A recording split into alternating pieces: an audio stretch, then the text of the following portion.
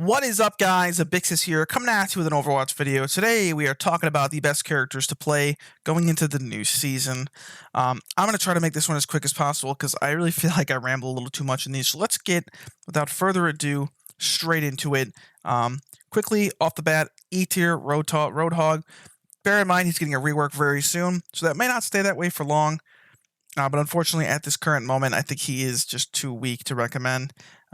You could play him in certain situations, but not the best. This is also for low elo, if you haven't watched the last 10 low elo tier list.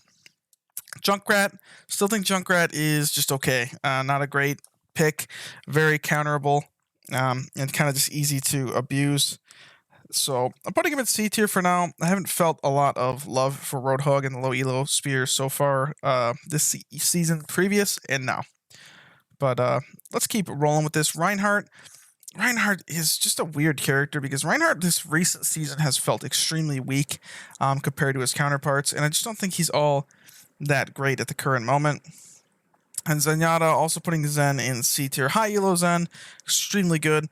But after watching some videos of some of my low elo buddies playing, I just feel like Zen is one of those characters that unless you're playing him at an extremely high level, you're more of a detriment to your team than you are a help. So yeah, I wouldn't recommend him to low elo players at the moment. And Pharah I kick around from B to C tier just based on the fact that she's extremely counterable and hit scans are obviously very popular. But in certain matchups, she could obviously be higher. If you have a pocket, I'd put her probably B or A. But if you don't have a designated pocket, probably put her in C tier just to kind of pick up and play her. Let's get into B tier. B tier is by far our biggest tier. Brig, some minor changes. Still don't think she's all that crazy. Winston as well, not all that absurd. Zarya, reverting some of the changes they gave her. I think she'll probably relegate herself back to about a B tier. Don't think she'll be all that crazy. Lifeweaver, B tier. Strong ultimate. Any other time in the game, there are many more supports I'd rather have. But if you're picking Lifeweaver, you're not exactly throwing or anything. Doomfist, B tier as well. Master of Doomfist, pull him out. He's probably viable, but not your go-to. Kree, small change to the role. Still don't think he's as good as some of his counterparts. B tier. 76, same thing. Not as good as one of the other picks that I have. Still going to put him in the B tier. Reaper. Reaper is one of the hardest characters to main because he falls off a lot as you go higher up the ranks. But if you're consistently just trying to get out of bronze, silver, gold, or even platinum, Reaper is a really, really solid pick. Wrecking Ball is somebody I'm seeing pop up a lot more. I like Wrecking Ball if you can get a lot of value out of him. The thing that keeps Ball from going higher is the same thing as Zenyatta, that if you're bad at Ball, you are a detriment to your team, and it is hard to get inherent value out of just doing nothing. Whereas even if you're on like Zarya, you're still going to get some inherent value. Where's the next step? Moira. Moira's a B tier. Cool new skin. $40 paywall. Nobody's happy about that. I don't think anybody will have a problem with me putting her in B tier.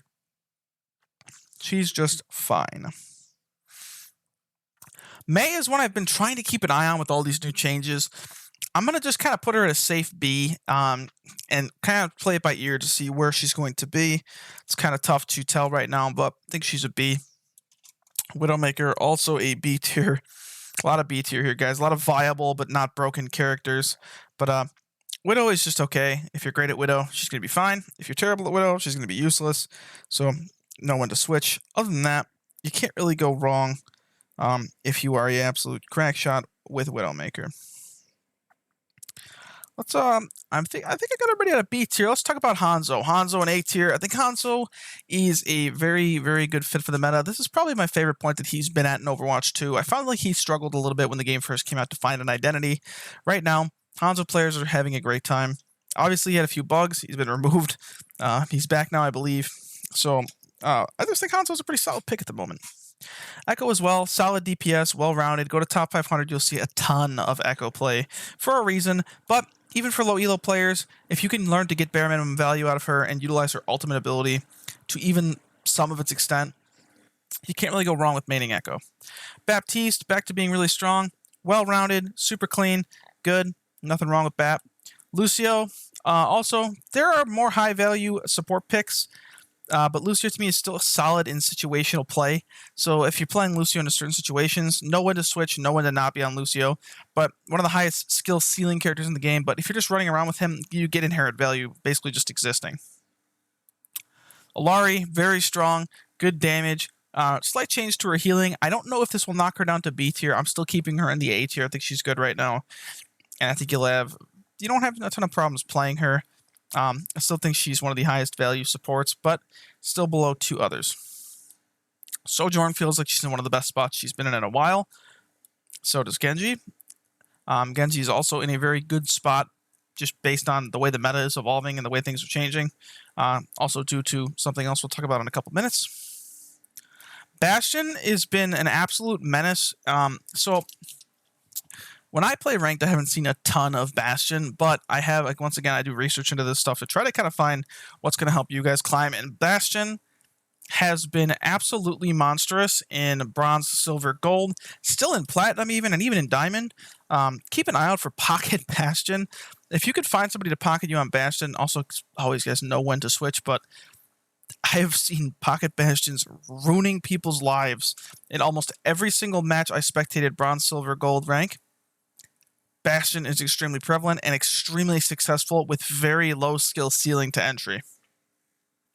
I still like Orisa as a very strong pick. I still think she's very good. Pretty decently hard carry, and honestly extremely oppressive if you play her properly.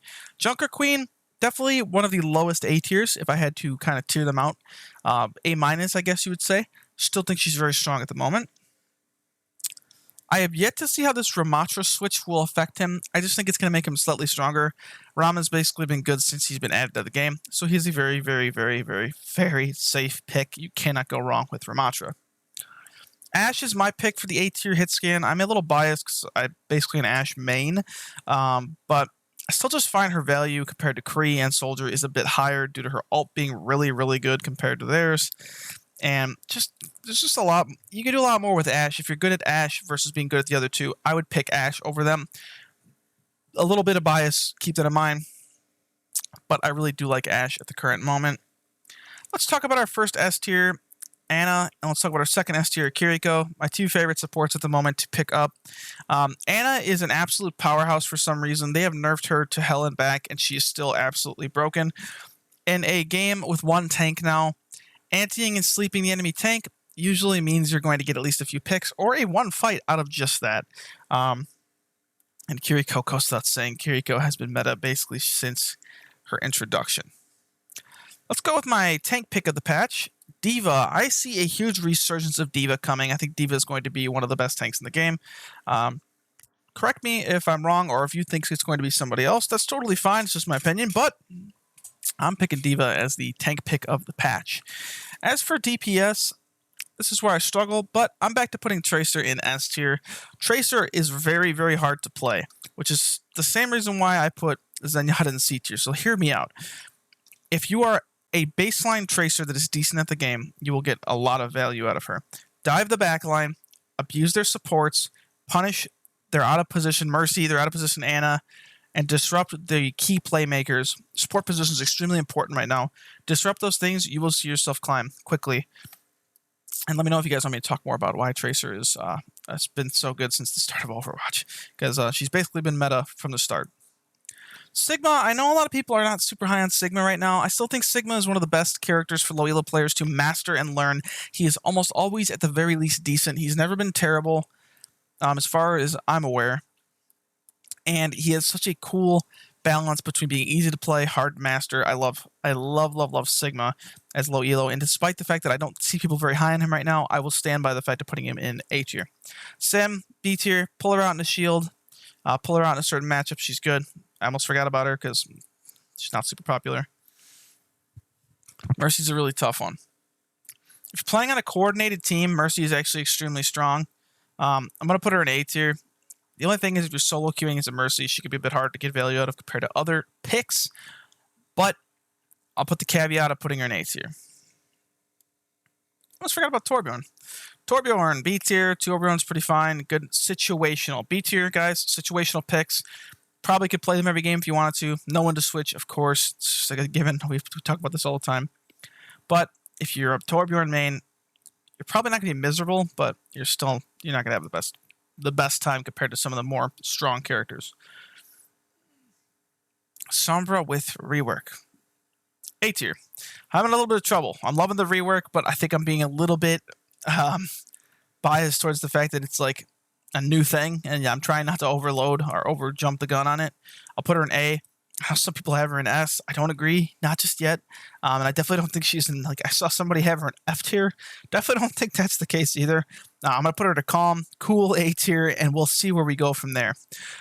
Thank you guys for watching. I tried to speed this one up a little bit. I know these tier lists, sometimes people don't really want to see extremely drawn out responses, and if you want an explanation down below, let me know. If you disagree, please do let me know, because I've made changes on these before based on other people. I'm just one guy. I got biases, and based on what I see. So if you see something else, please let me know. I'm not going to get mad at you. I actually really would prefer if you see something you don't agree with, let me know so I can make some changes or keep learning and change my perspective. So thank you guys. Keep an eye out for the next skin video. We're going all the way through all the characters' skin rankings before we get to any more Overwatch content. Then we're going to switch it up. And we have one really big video with the skins planned for you guys at the end, which I think is going to be really cool. So thank you guys for watching. Subscribe if you liked it, like if you did, dislike if you didn't, or comment if you have a disagreement, or comment if you completely agree. Thank you.